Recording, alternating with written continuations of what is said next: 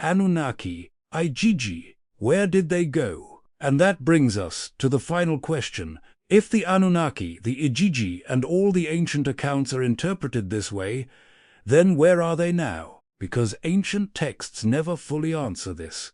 Only fragments remain, silence after departure, records of disappearance, and stories that slowly transform into myth. And that silence is where everything begins to split into theories. Theory 1. They left Earth. Some believe the answer is simple. They left Restern to their original world, a distant planet far beyond human reach. In this interpretation, Earth was never their home. It was a temporary outpost, a mining operation, a laboratory, a controlled environment for early experimentation. And once their objectives were completed, they simply left and never returned. But that is only the most comfortable explanation. Theory 2. They never left. Others suggest something far more unsettling. They never actually left. Instead, they remain within the solar system, on the edges of observation. He bases on distant planets, moons or regions we have not yet explored. Not gone, just unseen, watching, studying, waiting, a presence that is close enough to influence, always beyond detection. Theory 3. Non-physical existence.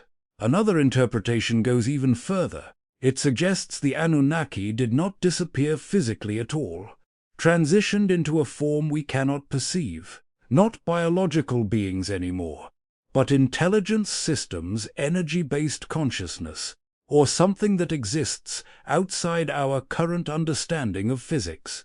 In this view, they no longer need physical presence because influence does not depend on bodies. It exists through information, in encoded structures inside reality itself.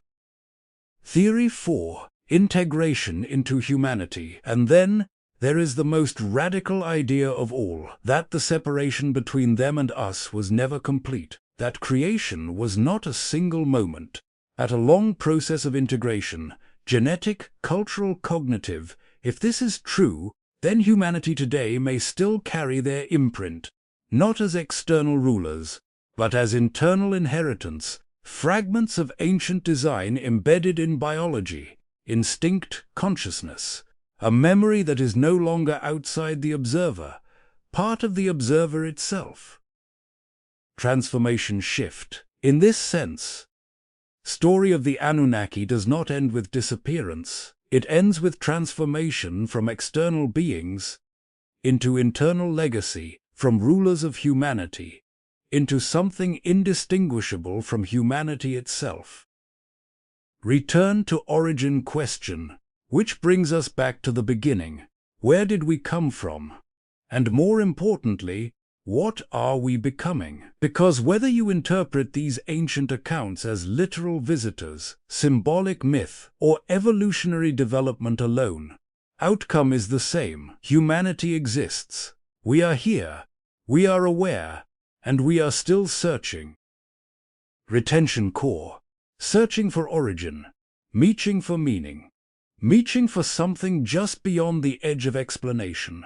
And maybe that search itself is the answer, not a destination, but a condition, a species not designed to know, but designed to question. Humanity condition. And as long as that question continues, story of humanity, and the story of the gods who may have once walked among us, will never truly end.